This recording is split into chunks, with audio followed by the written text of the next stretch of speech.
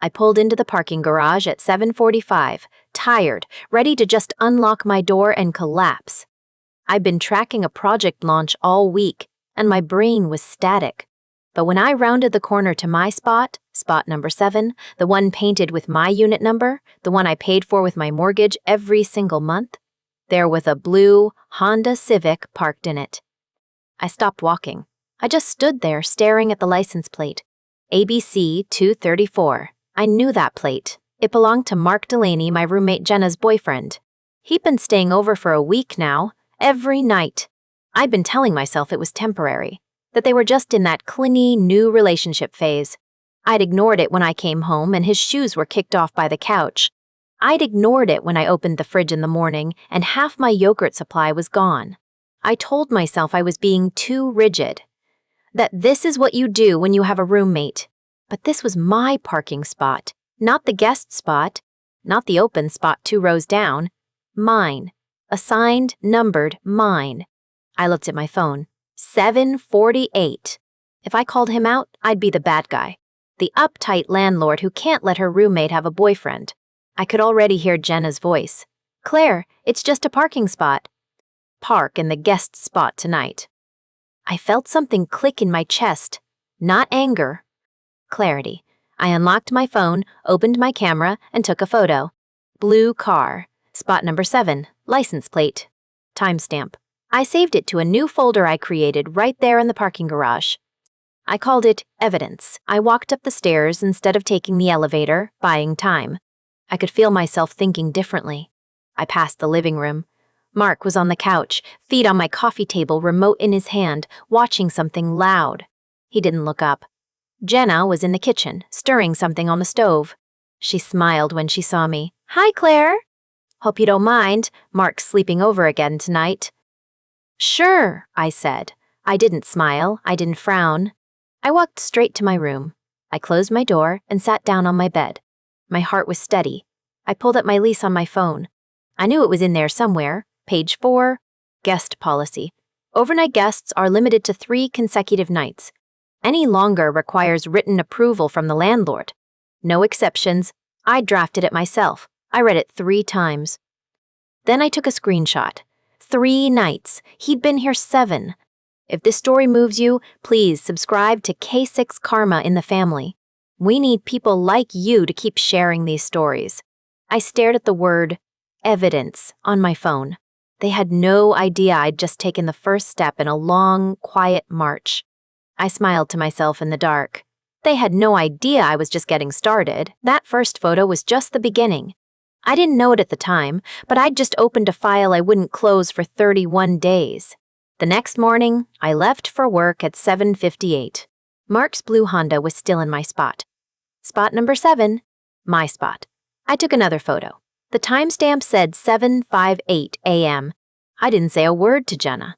I just walked past the living room where he was sleeping on the couch, his shoes on my floor, his jacket draped over my chair. That became the routine. Day 2. His car was in my spot when I came home at 6:15. Day 3. Same thing. I stopped parking in the visitor section after the first week. I just started parking on the street 3 blocks away and walking. Every time I passed his car, I took a photo. License plate ABC 1234. Blue Honda Civic. In spot 7, every single time. It wasn't just the parking. I keep my groceries in a specific system. Protein on the bottom shelf. Vegetables in the crisper. Snacks in the cabinet above the sink. I noticed it on day 5. My Greek yogurt was gone. The expensive kind, $6 a container. I bought 4 on Sunday. On Wednesday, there was 1 left. I took a photo of the empty shelf. Day 7. My parking spot again. My granola bars. Gone. My hummus, half-eaten and left open on the counter. I took a photo of the open container. I took a photo of the empty box. I started keeping a running note in my phone. Date, item, cost, running total. Day 9. I came home to find Mark in the living room, feet on my coffee table, watching my television. He didn't even look up. He just said, "Hey, Claire, you mind if I grab one of your beers?" I said, "Go ahead." He took the last one. I documented that too. I started leaving the house earlier and coming home later. Not because I was avoiding them, because I was collecting. Every violation was a data point. Every dismissed concern was a confession. I just had to be patient. On day 12, I tried the soft approach. I knocked on Jenna's door. She opened it, phone in hand, already looking distracted. I said, "Hey, can we talk about Mark's parking? He's been in my spot for over a week." She rolled her eyes. "Claire, it's just a parking spot. He'll move it tomorrow." "It's been 12 days, I said. "The lease says 3 nights max." She sighed like I was being unreasonable. "You're overreacting. It's not that serious." I smiled. "Okay, just asking." I closed my door and added that conversation to my notes. Exact words. She said I was overreacting. Day 15 changed everything. I called Diane Chen. She's a real estate attorney I'd used when I bought the condo. She's sharp, no nonsense, and she doesn't waste time. I explained the situation. Mark staying over for weeks, parking in my spot, eating my food, using the common areas like he lived there. She listened without interrupting. Then she said, "Claire, you have a lease. He's not on it. You can serve a 30-day notice to vacate for lease violations. You just need documentation." I told her I had photos. "Good," she said. "Keep them organized. Dates, times, specific violations. If you can quantify the stolen items, even better." I asked about the parking spot. She said, "That's a clear violation of the lease terms. Document every single time." I hung up and felt something shift in my chest. It wasn't anger. It was clarity. I had a plan now. A legal, documented, unassailable plan. That night, I made a spreadsheet. I listed every day from day 1. Parking violations, 12 of them so far. Missing food items, 15 entries. Overstayed guest limit, 12 consecutive nights. I added photos to each row. I even took a video of Mark walking barefoot to my refrigerator, opening it, taking my orange juice, and drinking from the carton. On day 27, I added up the grocery receipts I'd been saving. I had every single one. The yogurt, $6. The granola bars, $4. The hummus, $3.50. The beer, $12 for a 6-pack. He drank 4. The steak I was saving for Friday, $14. The orange juice, $5. I added it all up. $247. I wrote it in bold at the bottom of the spreadsheet. Total, $247. By day 30, I had 32 photos, 4 videos, a spreadsheet with 13 columns, and a folder on my kitchen counter labeled Evidence. Physical copies. I printed out, organized. Jenna and Mark had no idea.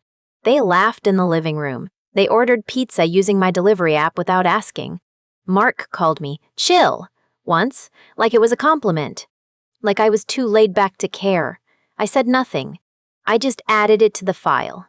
On day 30, I called Diane again. She reviewed everything. She said, "Serve it tomorrow morning." First thing, don't warn them, don't negotiate. Just hand them the notice and the bill. I stayed up late that night printing the final paperwork. The 30-day notice to vacate, the itemized bill for stolen food, the folder of evidence. I placed them all in a manila envelope and set it on the kitchen counter. I went to bed at 11:15. I slept like a stone. The next morning, I woke up at 6:30. I made coffee. I waited. At 7:12, I heard Jenna's bedroom door open. I heard her say something to Mark. I heard the coffee maker start. I picked up the envelope. I walked into the living room. They were both there. Jenna in her robe, Mark in boxers and a t-shirt. They looked comfortable. At home? I set the envelope on the table. I said, "Good morning, we need to talk." Jenna looked at the envelope. She looked at me. She said, "What's that?" I said, "I have everything we need to discuss. Let's sit down." She didn't sit. She just stared at the envelope. I had everything I needed. Now I just had to decide when to strike.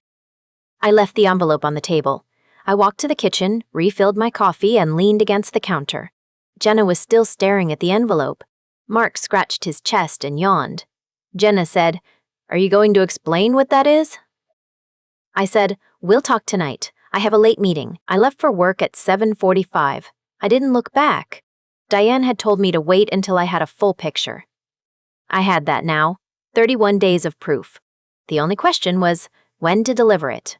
Over the next few days, I watched them settle deeper into my space.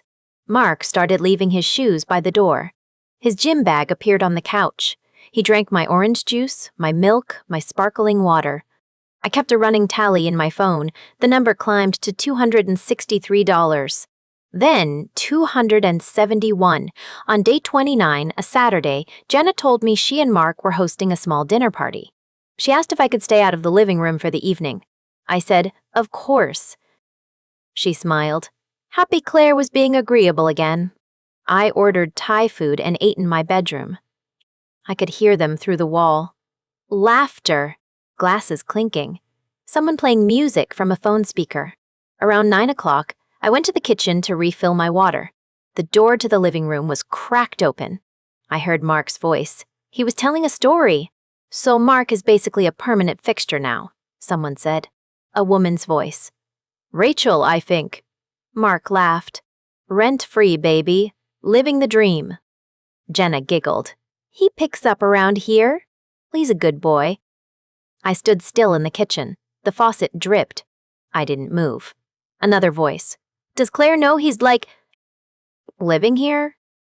Jenna said. "She doesn't care. She's too nice to say anything." Mark said, "Claire's too soft to do anything. She's all rules on paper, but in real life, she crumbles." I felt my jaw tighten. Just a little. I didn't move. Then Rachel said, "She bought this place at 27. She's not that soft." Jenna said, "She got lucky. Her parents helped." The conversation moved on. Something about a TV show. I stayed in the kitchen for another 30 seconds, then walked back to my bedroom. I closed the door quietly. I sat on the edge of my bed. I thought about the folder in my nightstand. I thought about the bill for $247 in stolen groceries. I thought about Mark's car, my parking spot, my guest policy, my lease. I smiled. Actually smiled, not a happy smile. A calm one. The dinner party ended around midnight. I heard goodbyes, the door closing, footsteps up the hall. Jenna and Mark laughed in the living room. Dishes clinked in the sink. I checked my phone. 11:59. Day 29 was almost over. Day 30. Sunday. I woke early. I made coffee. I sat at my laptop in the kitchen. I opened the document Diane had sent me. The 30-day notice to vacate. Official. Legal. Ready to print. I filled in Jenna's name, the date, the reason. Pause. Lease violations. Exceeding guest policy. Hopeful. Unauthorized use of common areas. Misuse of landlord property. I calculated the cost. $247 for stolen food. I added line items. Greek yogurt, granola bars, hummus, almond milk, coffee, beer, orange juice, crackers, cheese. I printed 3 copies. One for Jenna, one for my records, one for the folder. I put them all in a fresh manila envelope. I wrote, "Jenna, urgent," on the front in black marker. I set it on the kitchen counter, upright, facing out. I thought about Mark's voice. "Claire's too soft to do anything." I thought about Jenna's giggle. "She's too nice to say anything." I thought about day 31, tomorrow. I called Diane. It was a Sunday, but she answered on the second ring. He said, "Everything ready?" I said, "Printed, organized, signed." She said, "Tomorrow morning." I said, "Tomorrow morning?" She said, "You know she's going to fight it." I said, "Let her fight. The lease is clear. The evidence is clear. The law is clear." Diane was quiet for a moment. Then she said, "You're sure about this? She's been your roommate for 2 years." I said, "She stopped being my roommate when she let someone else move into my home." Diane said, "Fair enough. Call me after you serve it." "Yeah," I said, "I will." I hung up. I looked at the envelope on the counter. It seemed small for everything it contained. 31 days of documentation. $247. 3 lease violations, 1 man's arrogance, 1 woman's silence. I turned off the kitchen light. I walked to my bedroom. I stopped at the door and looked back at the envelope, sitting there in the dark. I set the folder on the kitchen counter, ready for morning. Let them see who's soft. I woke up at 6:15 on day 31. I showered. I dressed in my usual work clothes, dark pants, a gray blouse, flat shoes. I did my hair. I put on a little makeup. I looked normal. I looked like I was about to have a regular Monday morning. I walked to the kitchen at 7:12. Jenna and Mark were already there, sitting at the small dining table with coffee mugs. Mark had his feet up on the extra chair. Jenna was scrolling through her phone. She looked up when I walked in and gave me a small wave. I did not wave back. I picked up the manila envelope from the counter. I walked to the table. I set it down in the center between their coffee mugs. It landed with a soft thump. Mark looked at it. Jenna looked at it. Then they both looked at me. I said, "This is your formal 30-day notice to vacate." Jenna laughed. It was a short, nervous sound. "What?" I said. "It's also your official notice of lease violations. You have both violated the guest policy, the parking policy, and the shared space policy. Mark has been living here for 31 consecutive nights. The lease allows 3. Mark put his feet down. He said, "Oh, come on." I opened the envelope. I pulled out 3 copies of the notice. I slid one across the table to Jenna. I slid one to Mark. I kept the third for myself. Jenna stared at it. She said, "This is a joke." I said, "It's not. There's also an itemized bill for stolen food." I pulled out the second sheet. $247. That covers the groceries you've been eating for the past month. Mark picked up the paper. He scanned it. He said, "This is ridiculous." I said, "It's accurate." He stood up. His chair scraped against the floor. He looked at Jenna. He said, "I'm not dealing with this." He walked to the bedroom, the spare bedroom, the one he had been sleeping in for 31 days. I heard him open the closet. I heard him pull out a bag. Jenna stayed seated. She looked at the paper in her hands. Her face was pale. She said, "Claire, please." I did not answer. She said, "I know he stayed longer than he should have. But you could have just talked to me. You didn't have to do this." I said, "I did talk to you on day 12. You told me I was overreacting." She opened her mouth, closed it. Then she said, "I thought you'd get over it." I let that sit between us. Mark came out of the bedroom with a duffel bag over his shoulder. He walked to the front door. He did not look at me. He looked at Jenna. He said, "Call me when she's not crazy anymore." He walked out. The door closed behind him. Jenna started crying. It wasn't loud. It was quiet, wet, helpless. She said, "Where am I supposed to go?" I said, "You have 30 days to find a new place." She said, "I can't afford a new place. I'm a grad student. I have no savings." I said, "You should have thought of that before you let someone move into my home without asking." She wiped her face with the back of her hand. She said, "I knew, okay? I knew he was violating the lease. But I thought you wouldn't do anything. I thought you were too nice." I said nothing. She said, "I thought you'd just keep complaining and nothing would happen." I said, "I don't complain. I document." I picked up my copy of the notice. I tucked it back into the envelope. I said, "You have 30 days. The notice explains everything. If you have questions, you can email me." I walked to the front door. I put on my coat. I picked up my bag. Jenna stood there sobbing, holding the folder. I said, "You have 30 days. Then I went to work. The first text came in at 9:47. I was at my desk, reviewing a project timeline, when my phone buzzed. It was Rachel. "Hey, is everything okay with you and Jenna? She's saying some things."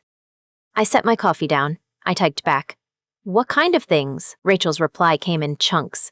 Jenna had texted her that morning. She said I had kicked Mark out for no reason, that I had been cold and unreasonable, that I had blindsided her with legal threats because I didn't like Mark. I read the messages twice. Then I screenshotted them. I told Rachel I had evidence. I asked if she wanted to see it over lunch. She said yes. We met at a sandwich shop near my office at 12:30. Rachel was already at a table near the window. She had her phone in her hand, face down. She looked uncomfortable. I sat down. I pulled out my folder. Not the whole thing, just a selection. The lease page with the guest policy highlighted. The photo of Mark's car in my spot on day 1. The photo on day 7, day 14, day 21. The spreadsheet with the running tally of food taken. The totals. I slid them across the table. Rachel picked up the spreadsheet first. She read it silently. Her eyes moved down the rows. She said, $247? I said, in stolen groceries, over 31 days. She picked up the lease page. She read the guest policy. 3 consecutive nights maximum. She looked at me. She said, he was there 31 nights? I nodded. She set the papers down. She said, I'm sorry. I thought maybe you were being harsh, but this is documented. I said, I don't do things without proof. She pushed the papers back toward me. She said, I'll talk to Jenna. She's been texting everyone, but I'll tell her what I saw. I said, thank you. She said, no, thank you for showing me. I ate my sandwich. Rachel ate hers. We talked about work. Normal things. By the time we left, I had one ally. At 2:30, my phone rang. Unknown number. I answered. A woman's voice said, is this Claire Morrison? Yes. Yes. She said, this is Linda Hartwell, Jenna's mother. I sat up straighter. I said, hello, Mrs. Hartwell. She said, Jenna called us. She's very upset. She said you're evicting her because her boyfriend stayed over. I kept my voice even. I said, Mrs. Hartwell, I'm happy to explain, but I want to be clear, I'm not evicting her on a whim. She violated the lease multiple times over 31 days. She was quiet for a second. Then she said, what do you mean? I opened my folder. I couldn't show her the photos over the phone, but I could describe. I said, Jenna's boyfriend, Mark, has been living in my condo for over a month. He uses my parking spot without permission. He eats my food. He leaves messes in shared spaces. I spoke to Jenna about it on day 12. She told me I was overreacting. Mrs. Hartwell said, Jenna said you never talked to her. I said, I have a timestamp of that conversation. I also have 32 photos, 4 videos, and an itemized receipt for $207 in stolen groceries. I served her a formal eviction notice with a 30-day vacate order. Everything is legal. I had a lawyer review it. Silence. Then she said, I didn't know. I said, I understand she's your daughter, but she's my tenant, and she violated the lease. She sighed, a long, tired breath. She said, Claire, I apologize. I didn't know the full story. Jenna, she's always been good at telling only her side. Wei said, I know. She said, is there anything we can do? She has nowhere to go.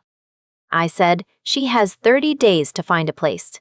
That's more than the law requires. I'm being fair. Another pause. Then she said, you're right. You are being fair. I'll talk to her. I said, thank you, Mrs. Hartwell. She said, I'm sorry this happened. I said, me too. She hung up. I set the phone down. I felt nothing. No satisfaction, no anger, just the quiet confirmation that the evidence had done its work. That evening, I opened my laptop. I went to a local landlord forum I had joined years ago. I created a new post. No names, no personal information, just a redacted version of the spreadsheet, the lease clause, and a timeline of violations.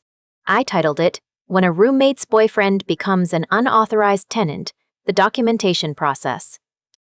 I hit submit, then I copied the same post with the same redactions to a community Facebook group for property owners in my city. The first comment came in 7 minutes later. Blue Honda Civic with plates ABC1234? Pretty sure I've seen that car at City Auto Sales. I stared at the screen. Someone recognized Mark's car from his workplace. The comment sat on my screen for a full minute before I moved. Someone recognized Mark's car from his workplace. City Auto Sales? I refreshed the page. 3 more comments. Someone else had seen him parking in visitor spots at his own dealership. Another person said they'd had a similar issue with the tenant's boyfriend and wished they'd documented it like I had. I closed my laptop at 11:30. I had work in the morning. But I didn't sleep well, not because I felt guilty, because I knew what was coming next. The text from Rachel came at 9:15 the next morning. Heads up. Mark's boss saw the Facebook post. Someone in the group works at City Auto. I stared at the message. I had redacted everything. How? Names, faces, addresses. But the car was visible. The plates were there, and Mark worked in sales. His boss managed a dealership where reputation mattered. I didn't respond. I waited. At noon, my phone rang. Unknown number, I answered. This is Mark Delaney. His voice was tight. Controlled, not smug anymore. Hello, Mark. Did you post that? He asked. I posted a redacted account of lease violations, I said. If you recognized yourself in it, that's your conscience, not my problem. Silence. Then he said something I didn't expect. My manager pulled me into his office this morning. He said the dealership has a code of conduct. Unethical behavior reflects poorly on the brand. I said nothing. He put me on a written warning. One more complaint and I'm terminated. His voice cracked on the last word. Maybe you shouldn't have moved into someone's home without permission, I said. He hung up. I set the phone down. I felt nothing close to triumph. Just the quiet confirmation that actions have consequences. Even the ones you think no one will notice. The next week passed in a strange rhythm. Jenna kept to her room. She came out only to use the bathroom or grab food she bought herself, which she now kept in a mini fridge in her closet. We didn't speak. The silence was louder than anything she could have said. I learned the rest through Rachel. Text messages. Coffee conversations. Secondhand reports that painted a clear picture. Jenna applied for 3 apartments that week. All 3 came back with denials. One property manager told her directly that a recent eviction filing showed up on her rental history report. She tried to explain. She said it was a misunderstanding. The manager said they had a strict policy. 2 weeks after I served the notice, Jenna and Mark had a fight. Hall? A big one. Rachel told me she heard it through a mutual friend. Mark blamed Jenna for letting him move in. Jenna blamed Mark for being too comfortable. The argument ended with Mark saying he was done. Done with her. Done with the drama. Done pretending they could afford a place together. He moved his stuff out of wherever he had been crashing. He didn't tell Jenna where he was going. She found out through a tagged Instagram post. Him at a bar with a woman she didn't recognize. They broke up on day 35, 6 days after I served the notice. The relationship that had cost me my parking spot, my groceries, my peace of mind, it collapsed like a house of cards in a rainstorm. Jenna moved out on day 28 of her 30-day notice. 4 days early, I came home from work to find the front door unlocked and her key on the kitchen counter. The condo was a disaster. She had left furniture she didn't want. A stained couch. A broken lamp. The refrigerator was sticky with spilled juice. The bathroom sink had a ring of toothpaste crust. The carpet in her room had a dark stain near the window. I didn't want to know what it was. I walked through each room, opened every closet, checked every drawer. She had taken her clothes, her toiletries, her laptop. Everything else was trash. I took photos. Documented everything, just like before. Then I called Diane.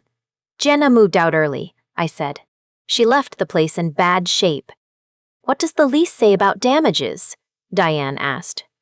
Security deposit deductions for excessive cleaning beyond normal wear and tear. Take photos, she said. Get a cleaning estimate. Deduct from the deposit. I did exactly that. A local cleaning service quoted me $350 for a deep clean and haul away of the leftover furniture. I sent Jenna an itemized breakdown of the deduction with photos attached. Her security deposit was $1,200. She got back $850. She never responded. I spent the weekend cleaning. 14 hours of scrubbing, wiping, vacuuming, mopping. I threw away the couch. I replaced the bathroom mat.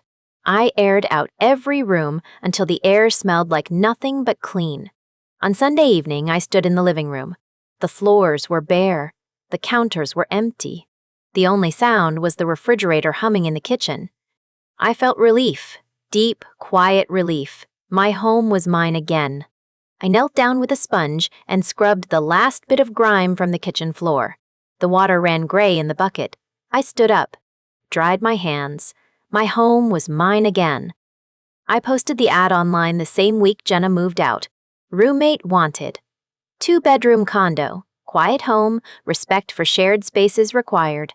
Female, professional, non-smoker. I got 20 replies in the first day. I interviewed 6 women over the course of a week.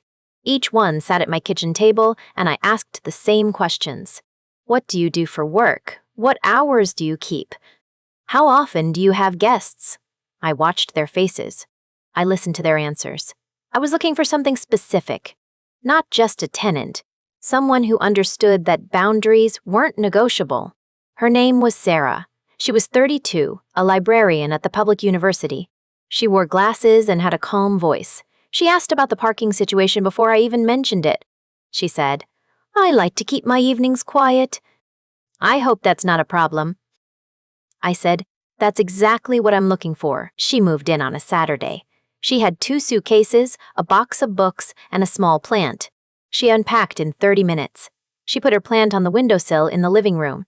She texted me a photo of her car in the visitor parking spot. "Let me know if I need to move it," she wrote. I smiled. I told her visitor parking was fine. She had her own spot assigned. We were good. The first week was strange. I kept waiting for a disruption. A knock. A voice I didn't recognize. Someone eating my food. But there was nothing. Sarah came home at 5:30. She made tea. She read in her room. She did her dishes immediately after using them. I told her she didn't have to be so quiet. She said, "This is how I live." I believed her. 3 months passed. My home felt like mine. I left food in the fridge and found it there the next day. I parked in my spot every evening. The living room was empty when I wanted it empty. I started to relax. Then I saw Jenna. It was a Thursday afternoon in June. I was at a coffee shop 3 blocks from my office. I had a meeting in 40 minutes. I ordered a latte and turned around. She was sitting by the window. She had a cup in front of her. She looked thinner. Her hair was different, shorter, a darker color. She was staring at her phone. I didn't move. A few seconds passed. She looked up. Our eyes met. She froze. I didn't say anything. I didn't smile. I didn't frown. I just stood there holding my coffee, looking at her. She dropped her gaze to the table. She gathered her bag slowly. She stood up, left her cup half full, and walked out the side door without looking back. The door swung shut. I sat down at a table near the counter. I took a sip of my latte. It was warm. The coffee shop was full of people talking. I watched her through the window. She walked to the corner, stopped, checked her phone, and then turned and disappeared. I felt nothing. That surprised me. I had expected anger, or hurt, or some kind of satisfaction. But there was only a quiet neutrality. She was a person I used to know. A person who had taken advantage of me. A person who had learned a lesson she didn't want to learn. I didn't hate her. I thought about that for a while. I finished my coffee. I went to my meeting. I came home that evening and found Sarah reading in the living room. She was curled up on the couch with her book. Her tea was on the coaster. The room was quiet. "Good day?" she asked. "Yes," I said. "Really good." I made dinner. I sat down with my plate. The balcony door was open. The summer air came through the screen. Sarah turned a page. The refrigerator hummed. I thought about Jenna. I thought about the parking spot. Hi, the stolen food, the dinner party where they mocked me. Heart, the folder, the eviction notice, the look on her face when she saw the evidence. And then I let it go. Not forgiveness. I don't believe in forgiveness for people who don't earn it. But release. The story was over. I had my home back. I had my peace back. I had proven that silence was not weakness, that patience was not permission. Sometimes the best revenge isn't even revenge. Sometimes it's just knowing your rights, enforcing your boundaries, and watching the people who underestimated you face the consequences of their own choices.